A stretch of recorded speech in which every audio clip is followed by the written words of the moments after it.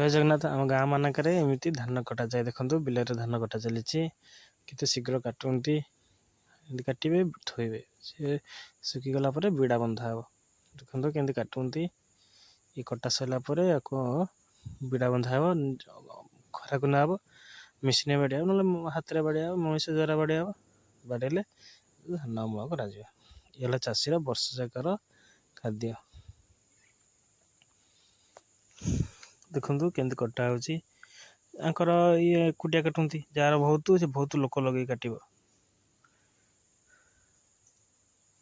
କେତେ ଶୀଘ୍ର କାଟନ୍ତି, ହାତଟାକୁ ମାର କର କେତେ ସ୍ପିଡ଼ କେମିତି ଟେକ୍ନିକ୍ ଅଛି। ଯିଏ ନ କାଟିବ ହାତ କାଟିଦେବ। ଏ ଟେକ୍ନିକ୍ କେମିତି କାଟନ୍ତି ଦେଖନ୍ତୁ। ସେ କାଟିକି ଥୁଆ ହେଇ ସବୁ ଏକୁଟିଆ ସବୁ କାଟି ସାରିଲେଣି। ଦେଖ କେତେ କାଟିଲେଣି।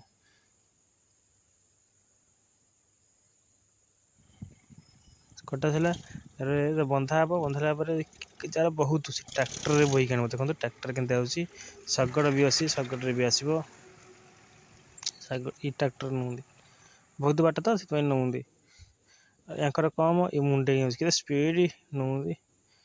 ଦେଖନ୍ତୁ ଏ ମୁଣ୍ଡେଇକି ନଉନ୍ତି, ମୁଣ୍ଡରେ ବୋହିକି ନଉଛି। ଆରେ ହେ ଟେକି ବୋଇଲାନି, ଇଏ ନେଲେ। ଆଉ ଦେଖନ୍ତୁ ମୁଣ୍ଡେଇ କେତେ ସ୍ପିଡ଼ ଯାଉଛନ୍ତି। ଦେଖନ୍ତୁ କେତେ ସ୍ପିଡ଼ରେ ଯାଉଛନ୍ତି।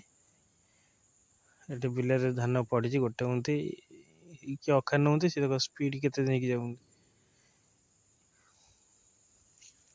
ଏ ଗୋଟେ ହେଉଛି ଧାନ ଯେଉଁ ଶୀଷା ପଡ଼ିଯାଇଛି ଗୋଟେ ହେଉଛି।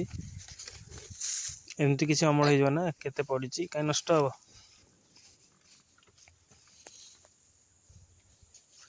ଆମେ ବିଲକୁ ଯାଇଥିଲୁ, ଗୋଟେଇଲୁ।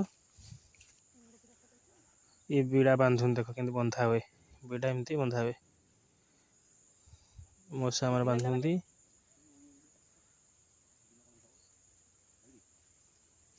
ବିଡ଼ା ବନ୍ଧା ହେବ, ତାପରେ ଯାହାର ଶଗଡ଼ ଟ୍ରାକ୍ଟର। ଜୟ ଜଗନ୍ନାଥ, ଥ୍ୟାଙ୍କ ୟୁ।